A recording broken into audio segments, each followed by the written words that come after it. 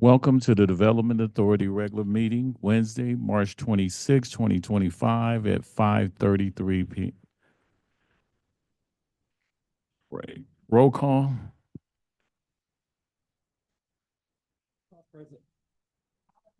Present.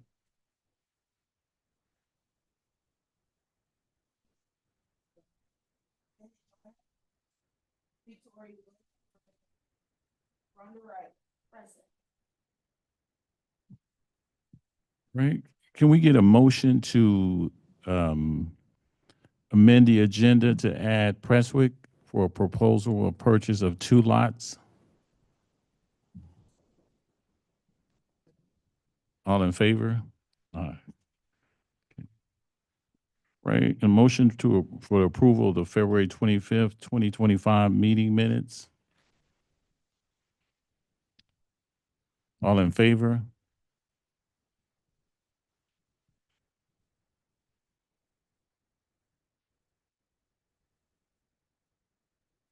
All right, moving on to new business. Yeah.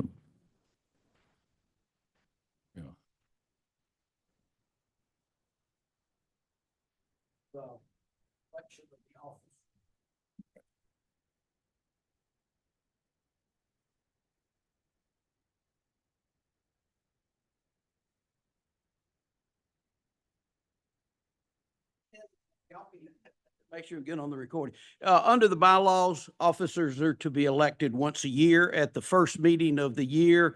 Because of scheduling, we have deferred that. So the board needs to consider the election of officers for the remainder of this year. Officers continue to serve in their position until their successors are elected, so that we're not out of order, but we just need to clean that up.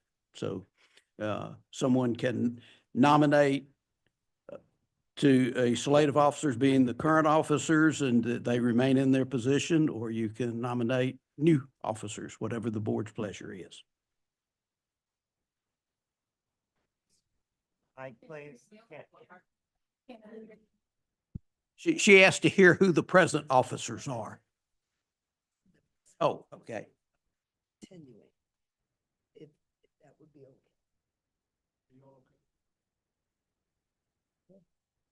Well, I guess we nominate the current officers to stay.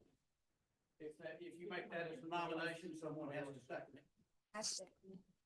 All in favor?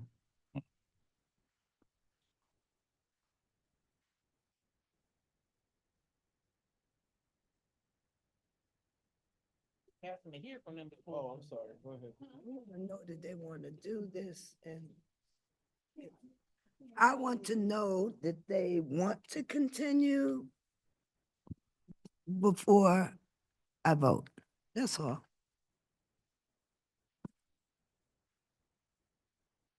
Yeah, we made a point. We discussed it last meeting. We made a point. That's why we didn't vote for it. And as far as my position, you guys know what I do. We kind of got a lot of business going. I would love to continue if that's what the board wants.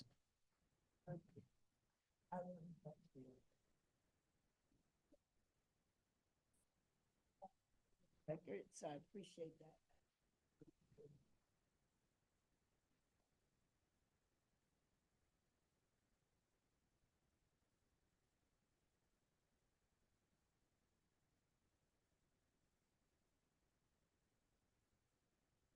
Not vote. We didn't vote yet. Oh, we have. You made the You nomination.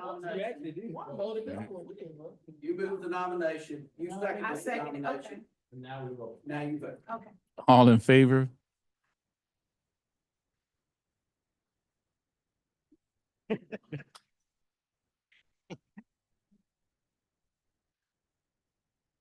Right. Agenda item 3, board discussion. Board discussion and approval of Fort Gillum construction and access easements. Yeah, actually, I had asked that be put on. As y'all will recall, the Kroger bond deal that was done, the property and the facilities are actually owned by the authority, However, there's adjoining property that's owned by the URA.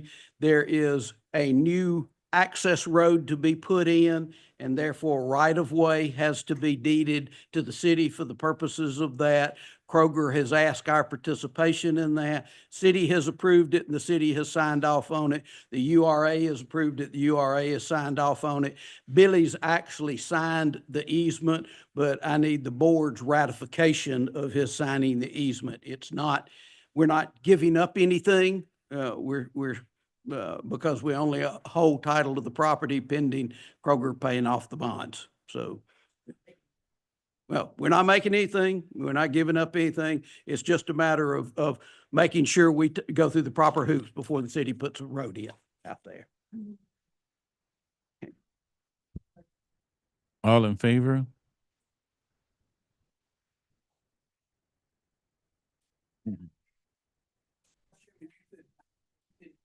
include, the Presswick presentation under new business or old business. It could be old business because they were on the agenda at the last meeting, but we really didn't have a presentation, so, however you want to do that. All right. Continuing on with new business, we would like to bring up Presswick for the proposal of purchase of the 2 lots. Yes, hi guys. My name is Max Cufton. I'm with Prestwick Development Company.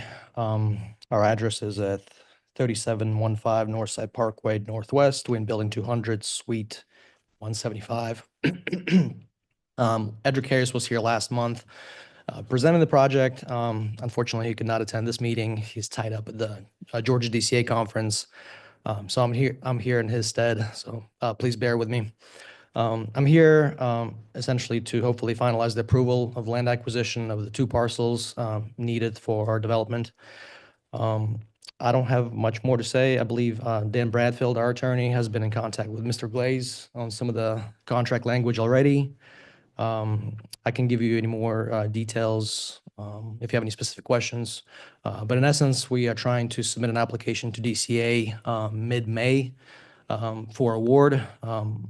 Hopefully, once awarded, we'll work with architects and civil engineers on design of it. Once permits in hand, we'll then financially close on a deal and hopefully begin construction shortly thereafter. And that's really it. If you guys have any further questions, I'm here to answer them.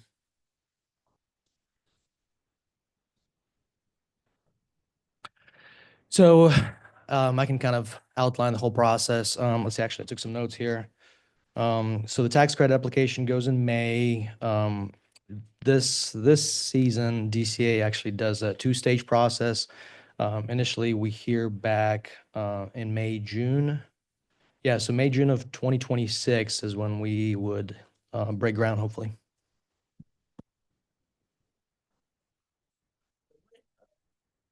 It's supposed to be like the, It's housing or something? Yeah, we're proposing workforce housing. It'll be roughly 60 to 70 residential units, 6 of which will be market rate.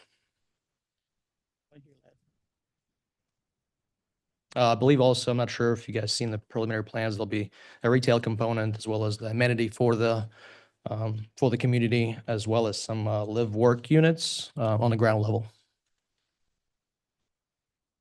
If the board, if you may, I have a question. What is the status of the negotiations with the other property owners? I am not aware of the negotiations on that. As far as I know, we are purchasing the bank parcel and clearly need the 2 additional parcels for the whole community to be constructed. Edric did not give me any notes to pass along, so I'm not sure the status on that. The parcel you're talking about? The plans include the entire block. There's private property owners on we own 2 parcels in the middle of the block.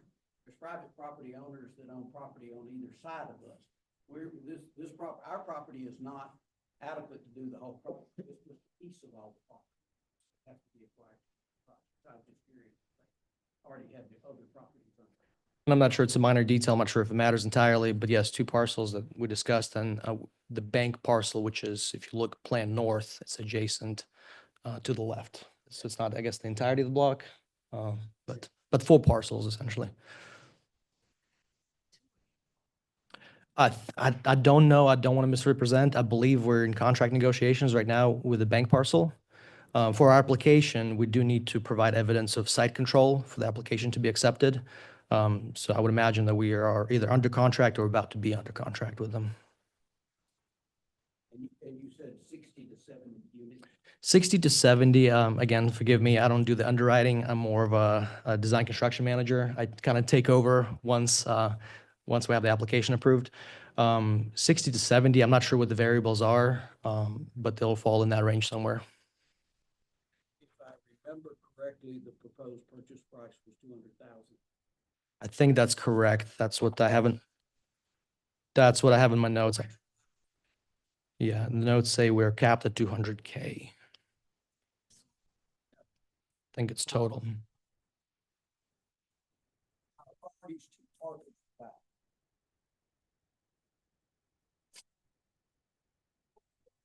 I know the third parcel is Joe Star, and I know that's the.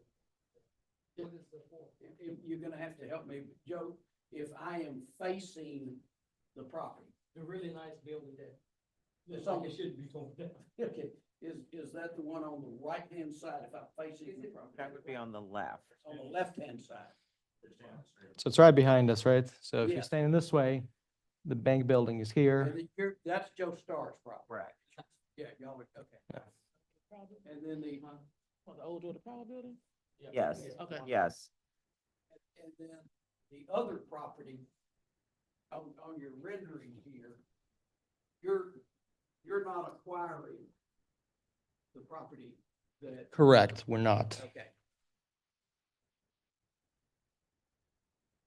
Well, I have a question.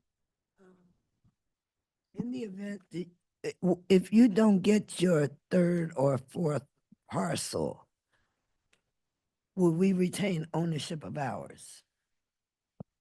Yeah, because what they're asking now is simply that we enter into an agreement to sell it. They wouldn't buy it until they knew they got the tax credits. So, this actual sale would not take place until probably sometime late in the end of the year or early in 2026. First quarter of 2026. Mhm. If we decide to sell it to them, we contract for them to buy. But one of the contingencies in that contract is going to be that they get their low income housing tax rate. Don't.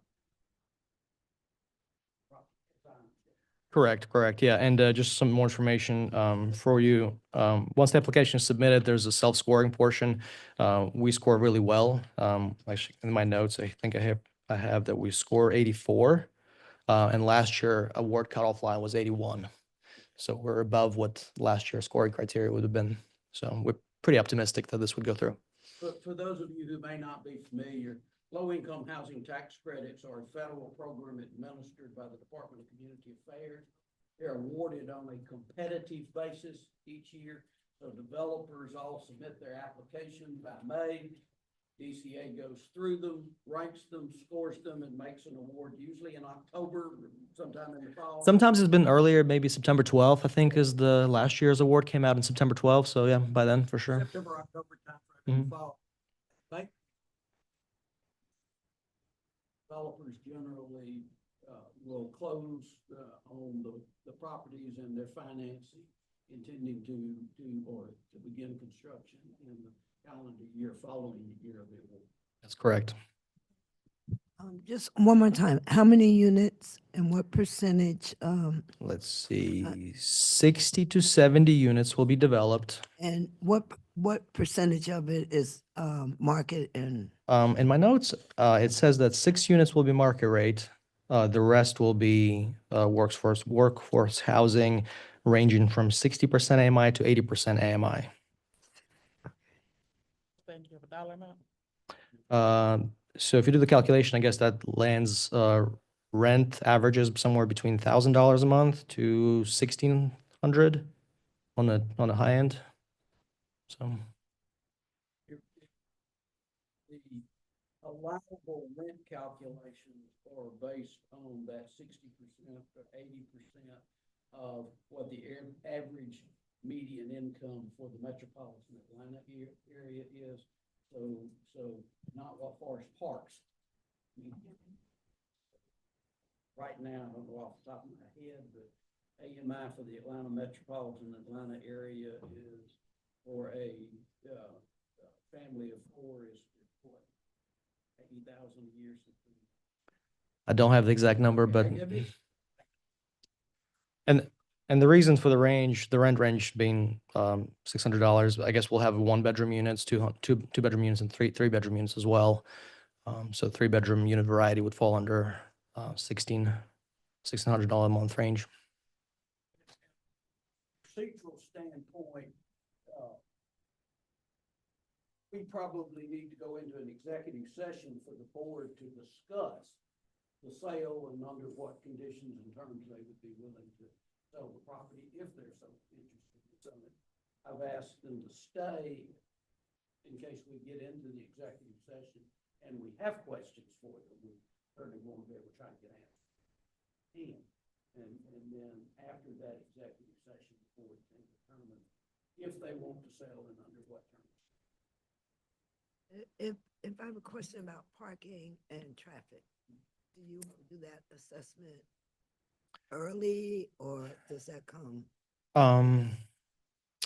We have preliminary plans that show surface parking behind the building. So Main Street is a main thoroughfare, so our building fronts that. Our entrances to our parking would be from the side street. So hopefully we're not going to impede and cause any congestion. Plus, this development would have, overall 60, 70 unit is not a massive strain on traffic, I would imagine. I know we have done a market study that may speak to some of this, and I'm not aware if we have done a traffic study necessarily yet. But it would be like 60 parking spaces. We'd like to typically park at least 1-to-1 ratio. All of our communities typically stay close to that. Some communities more in town or more suburban communities have been upward of 1.5 parking spaces per unit. I don't know if I have exact parking count here. Also, whoever develops is required to provide parking consistent with the city ordinance. Required. Most city ordinances determine the parking based on bedrooms. So their bedroom mix can determine how many parking spaces they need. Whether, more one bedrooms, the less parking, the more 3 bedrooms. Yeah, our design team has done some preliminary zoning analysis, and it looks like the preliminary plan is showing 64 parking stalls. Based on current, That's right. and you can accommodate that with surface parking. Correct, yeah. So there'll be no parking deck. It'll just be surface parking, similar to actually kind of the current condition of the existing building. It'll be all grade parking. If you or the chair has a recommendation, do we have to do that in executive session? Yes, ma'am, but in executive session, there are several things I think the board needs to talk about as to if you want to go forward with this and how you want. And we can talk about that in executive session. That's why I've asked him to remain in case we've got other questions that may come out of that executive session. And then if you make a decision, we can make a decision if we want to accept their offer, counter their offer. If we want to counter their offer, we decide on that, and you don't have to do anything else in open session until we reach it.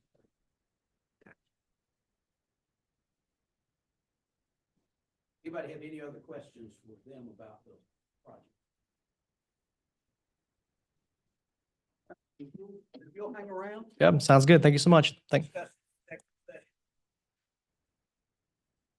you.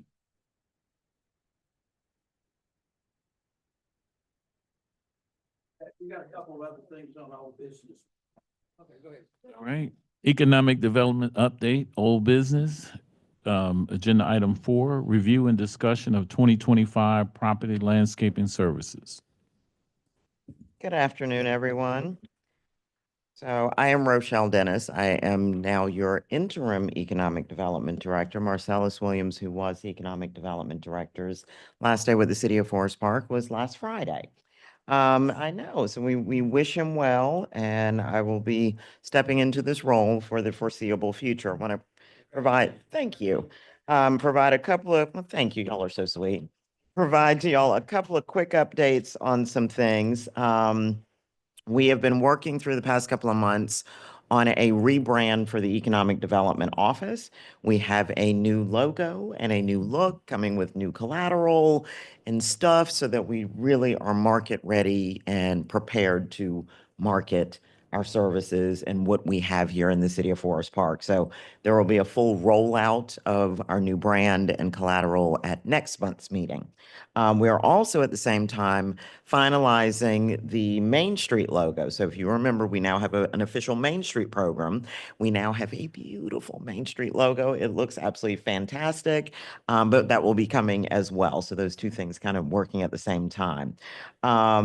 We are super excited to announce that we are finally have officially sold 751, 771 Main Street, which is the two little white buildings. We literally delivered the keys to Ebony Austin, probably what, about 30, 45 minutes ago, right before this meeting. She has the keys and she is planning to walk into our building to submit her plans and get moving on permits. And so pretty soon we will see some dirt moving on Main Street. Yes. We are also excited to announce, you probably all have gotten an invite, or you will be getting one soon. I know Victoria has gotten lots. We are excited to announce the launch of Elevate, which is our workforce development program here in the city of Forest Park. We have partnered with the Atlanta Center for Self-Sufficiency, who's going to run the program as our partner. They're going to be occupying a unit over at 819 Forest Parkway, which is the Little Caesars shopping plaza. We have spent past couple of days kind of working through logos and signs and paint and all that stuff. They are planning to move in the first week of August. We will do a grand opening and ribbon cutting on April, I said August, I meant April, April 18th at 10 a.m. So again, we will send details about that and look forward for all of you being there as we officially launch our first workforce development initiative here in the city. We also have a partnership with the Small Business Development Center at Clayton State, and they have been hosting a series of free one-on-one business consulting. We have done them 3 Mondays in a row. The last one was earlier this week. If you know of a small business at any size or in any need of service, consulting, I need to figure out my finances, I need to figure out marketing, I'm trying to scale, I'm trying to grow, please let our office know so that we can put them in touch with our partners at the SBDC, because they really do an exceptional job at walking them through the entire process of what they need to scale and grow. And it is a free service for our community. And then finally, hang on, I got to put my glasses back on. The farmer's market. So the farmer's market, I went to a very interesting meeting about 2 weeks ago now, where the agricultural commissioner was the guest speaker. And it was the Georgia Agriculture Produce something or other meeting. So as they're working through some redevelopment of the farmers market, it presents some challenges, but also presents a great opportunity for the city. And that right now there are several businesses along the backside, kind of Don Burrito, Cosmoflora, the Jam and Design pottery place that I love so much, that are needing to relocate. And part of the reason for that is that they are investing greatly in infrastructure, particularly around stormwater. There's been a known issue around stormwater issues at the farmers market for probably 30 years now. Well, they're finally addressing those issues, but what that also means is, okay, well, some of these people are going to be temporarily displaced. The other thing that I learned in that meeting, 2 things really, is that there is a waiting list of people interested in moving into the farmers market. And so, of course, me putting on my economic development hat, I was like, hey, well, where do those people go when they sit on your waiting list and never get a home? Can you share that list with me? Because we have space here that we can move these people with. So we are working with Lindsay Brown, who's more or less the operations person over the farmers market, trying to get a meeting scheduled. So if you know Lindsay, or if you know our agricultural commissioner, help grease the wheel for us, so that instead of those people just ending up on a list and sitting, that, bring them to Forest Park and at least allow us the opportunity to help find them a home. And then the last thing that I will say for economic development, the Downtown Development Authority is a host, or is a sponsor, sorry, for Arts Clayton's Mardi Gras, which is their annual fundraising gala. It is a fabulous event. I'm so excited that it's coming back. We do have a table. We need to fill our table. So if you are interested in attending, please let me know immediately. The event is this Saturday at 7 p.m. It is a Mardi Gras theme.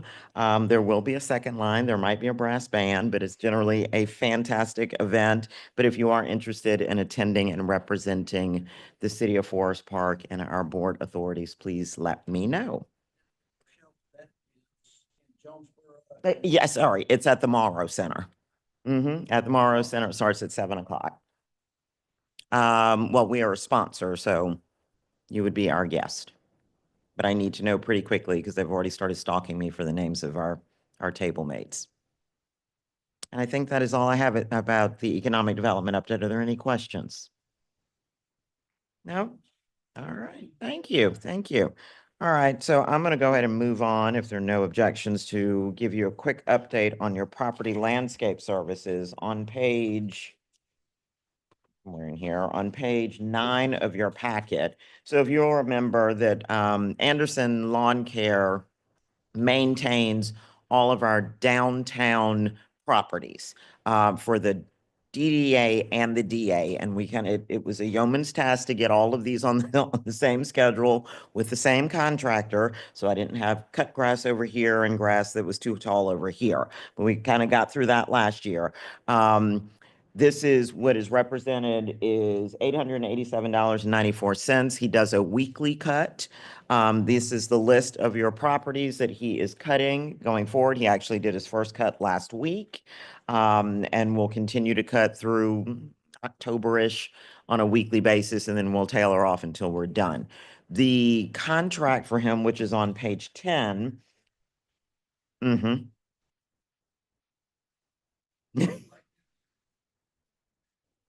We did. We went through a very competitive bid process. This was last year.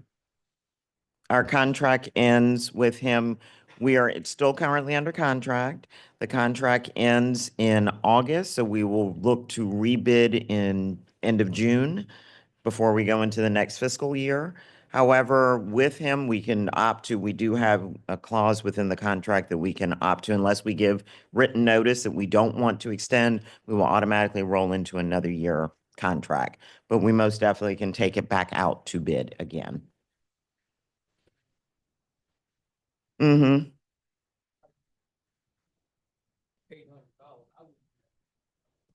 And this is actually represents, this is a weekly cut in this, and if you look in here, this is cheaper than what we were spending last year. And if we negotiate the sale of some of our properties on Main Street, this will come down even more.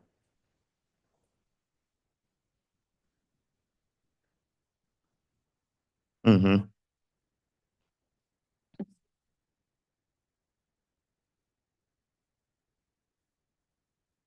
Mm-hmm.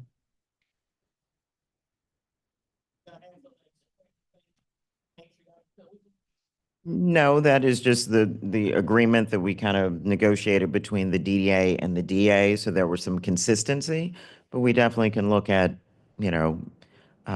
changing this to a biweekly cut.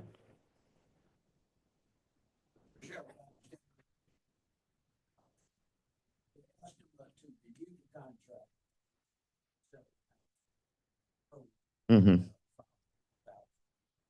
Correct. Yeah, that's what we were paying last year.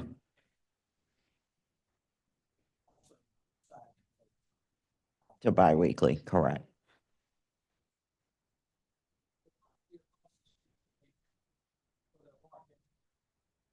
Yes. My understanding is that they have received, probably 2 weeks ago, their land disturbance permit. That's the last update that I got, but I can definitely see if there's been any additional movement since they got their LDP.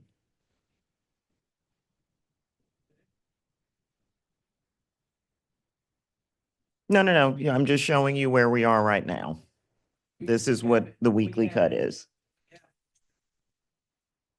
30th of this year Mm-hmm. to decide if we want to renew the contract at this price. If we don't do anything, it'll renew. Mm-hmm. If we want to terminate the contract, we can do so. We have to.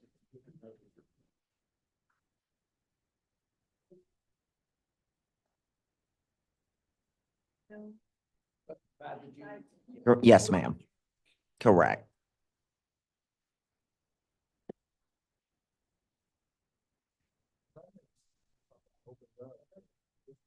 Yeah, so because we don't, shouldn't say we don't follow procurement, we do follow procurement.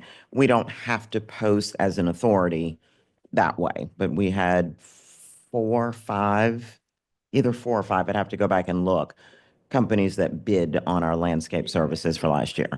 And he is a replacement that, exactly, for someone that did not do a good job. Go ahead. Because this is less than $100,000, you're not required to go through state procurement process. My understanding is the city generally gets at least 3 proposals. And because these are usually small companies that are doing that, yeah, often that, I don't know how this was done, but often that's done by actually reaching out and contacting the companies and saying, we're looking for these services. Are you interested in making a proposal? I know like 2 or 3 that are local. Yeah. So I'm guessing these decisions made amongst the chairs, which I'm okay with. I just want, I would have liked. Well, actually, the staff gathered all of the quotes last year. That was actually put out. Yeah. Yeah, and then brought the lowest price quote, or the best quote, I think it was, brought that back to this board and y'all approved that contract. Yeah, well, the best, that's why I said, I don't know if it was lowest or not, but the best, yeah, lowest is not always best. Best proposal. It's like, well, if it does happen again, I'd like to be on some company. And that's up to this board. If you want to reopen it for proposals, then you would need to do that to allow the staff enough time to gather proposals before this contract ends in June. And then they can, and this contract holder can certainly propose again. If the Downtown Development Authority is also paying a portion, not, but they're using the same contractor because we're getting some efficiencies of having one contractor do all of it. Exactly. So are they gonna be aware it's in June so we can? Yes. Yes, I'll let. Because I know this price is based on. Yes. So the DDA, to Kirby's point, yes, this is the same vendor cuts the Downtown Development Authority lots in and around the Main Street area as well. Similar frequency, et cetera, but 2 separate contracts. Okay, they do not mix at all. But the cadence is the same. So his contract with the DDA also renews June 30th. So in the June or late May, June timeframe is when we will start this process again. And I think Ms. Clay wanted to chime in. So the way the vendors are normally selected for these contracts or things like that, especially with the boards, we go through the procurement department and we use their list for the state, state approved contractors or vendors. And we just pull the list. So anybody who's registered with the city as a vendor, we pull them and then gain quotes that way. And we do that for all of the boards. Correct. And that's why we have vendor symposiums. So if people are interested in becoming a vendor, they'll attend and we'll send vendor packets and things like that. Yes, sir. No, because that is private land. So no. Yeah, well, because we sent code compliance out there the other day. It's like, can you ride over there and leave them a little note about their grass? Yeah.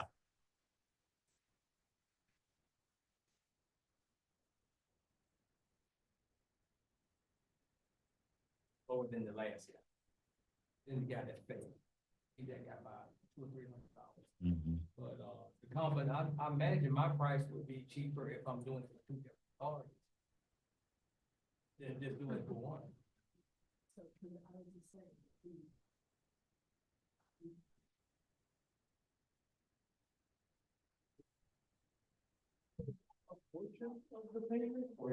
That's just, no, that is, what is represented is for the Development Authority lots only.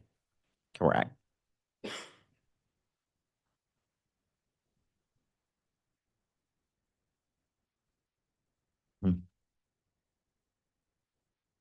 Mm-hmm.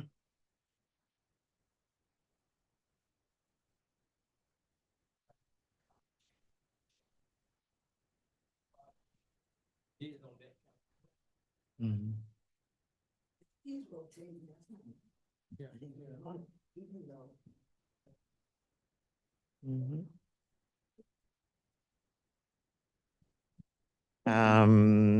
850 Main Street. I'm gonna kick it over to you to give us a quick update first. Yes, we can all hear you. All right, I'm real disappointed with everybody here, though. Ain't nobody been up to 850 yet. Have you? When? Okay. Well, you need to go up there this week. This week, the interior of the building will totally be finished. The marble countertops and all the, everything except the coffee machine or whatever we decide as a board, the next couple sessions, we got to figure out exactly what business we want to kind of run inside that building. But as far as the exterior go, we're just waiting on some exterior panels that were 4 months out. We ordered them a long time ago, but between tariffs and other things, we're still waiting on those panels. We'll have the prettiest building in Forest Park, and we beat every other authority and the city to it. So that was my reason for being here. We can go, let's get it perfected first before we drag everybody in there. But we got something really nice that we can, as a board, we can really be proud of. Because one thing I wanted to do when I got on this board, I wanted to be the first at something. And luckily, it's the only thing I know I'm a one-trick pony. I know construction. And that's the one thing we were able to take advantage of while all these other guys been nibbling around the edges talking about doing something. We got something done. We're working on refinance right now for our new, more expensive building. So it's about time, in maybe maybe a month or so, we might need to start thinking about what's next for us. Because I think now all of us as a board, we need to get together. We got a couple spaces that aren't occupied. We need to find a way to occupy every inch of that building and work with Sharice and everybody to get this thing rented out upstairs for the parties and all that. We got a new party center up top, new ballroom, everything in the building is brand new. So we need to go ahead and start filling that thing up soon. Sharice and, if you guys can work with the city to, cause y'all had a flow going before on all those parties. It's summertime. Yep. And that was our biggest hustle, to get this thing done before summer got here. So let's go ahead and try to make our money back and start putting our heads together and think about the next project we can do. Right.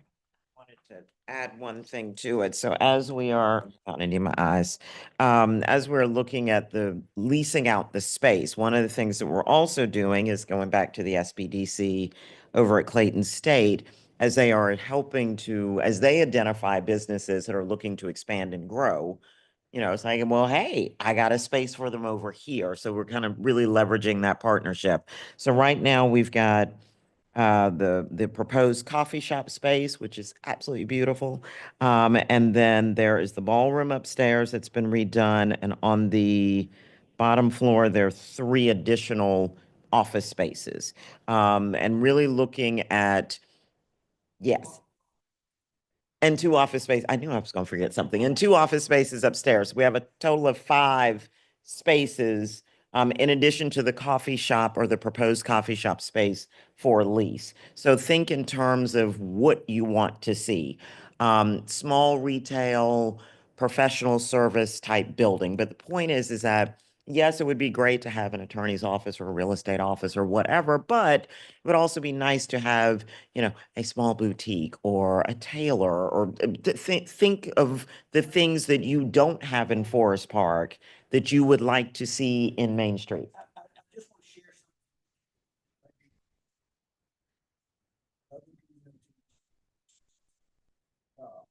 often those small retail businesses, the boutiques, the coffee shops, alteration shop, whatever that is.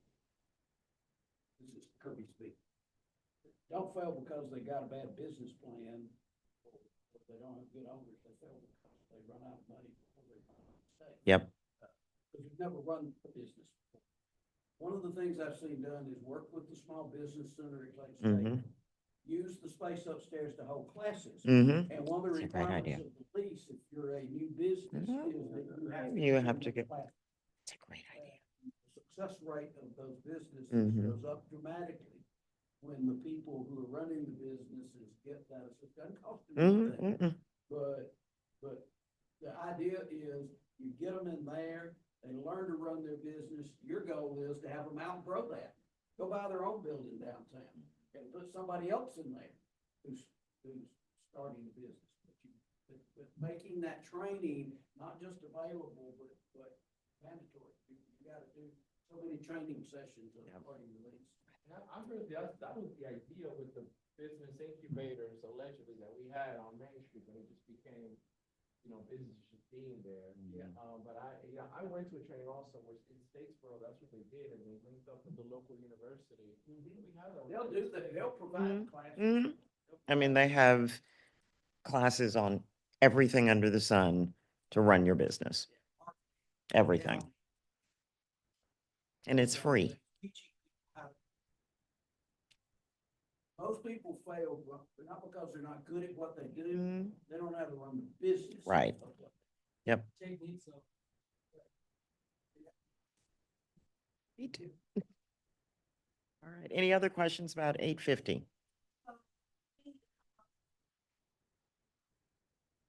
Yeah. Yeah, I think the staff is more than prepared to do the heavy lift on figuring out the plan. What we would love from the board is your thoughts and suggestions on types of businesses that you would like to see. Who do you want to target? Who do you want to see in that space? Mhm. Right. Correct.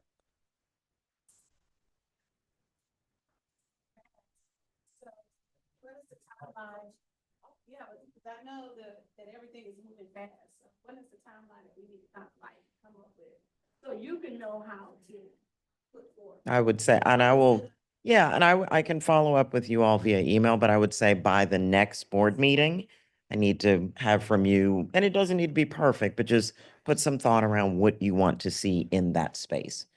What do you want to see on Main Street?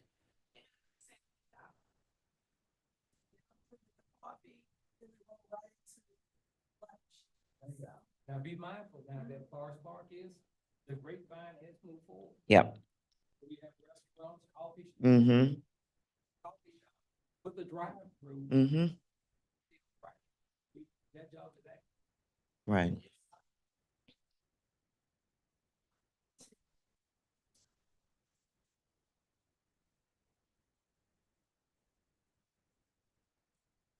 Yeah. Mm-hmm. That's him. Mm-hmm. We can figure that out. Yeah. Call our office for now. Call our office. Mm-hmm. Say. We got a lot of construction stuff we got to get.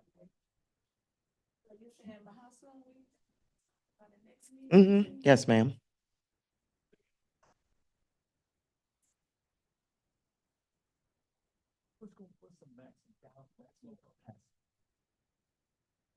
Oh, I don't remember without going back and looking at it, but I can definitely get that for you.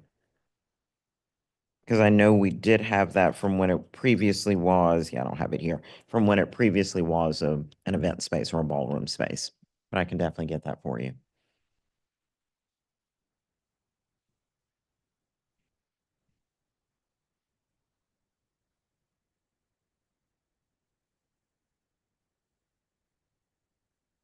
All right. Any other questions about 850?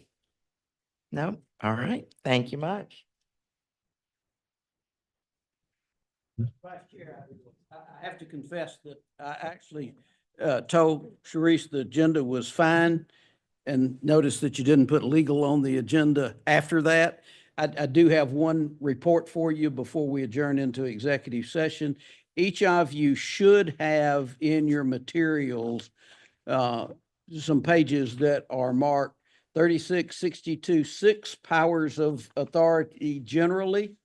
And then behind that, you're going to find a copy of the bylaws. This is simply for your information purposes. This is a copy of the state law for powers for development authorities. It also includes the section on what you're prohibited from doing. This is, if you have trouble getting to sleep one night, I challenge you to get through about 9 or 10 of these and you'll probably be sound asleep.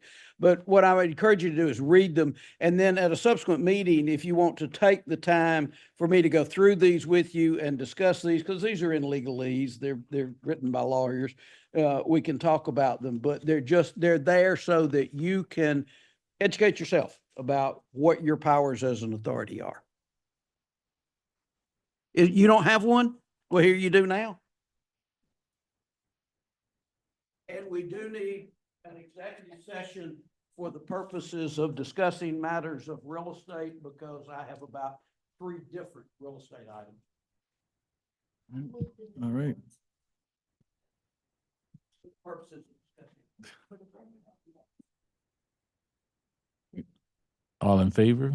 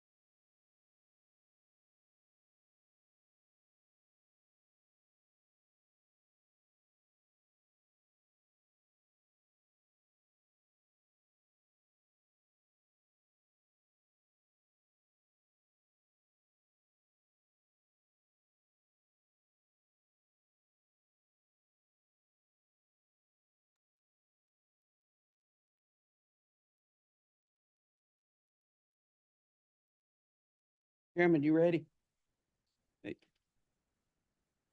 Mr. Chairman, we need a motion to approve a contract to sell, Boy, we need to, oh, yeah, we already, yeah. we did that. Yeah. We need a motion to approve a contract to sell tax ID parcel 13050B J001A. That's the property adjacent to where the Georgia Utility Contractors offices are now. We need a motion to sell that property to Georgia Utility Contractors Association, Inc., a Georgia nonprofit corporation, for the amount of $150,000, subject to the board's final approval of the development plan. Okay, that's all I have. You can declare the meeting adjourned. All right. If there's nothing else for this board, motion to adjourn this meeting.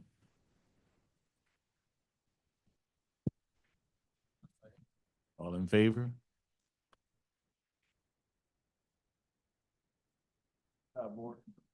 Congratulations, gentlemen, on your reappointment. Congratulations on your promotion. Reese, congratulations on keeping that white blouse clean. I always mess up white as soon as I put it on. We won't talk about the fact that I had to go home and change shirts before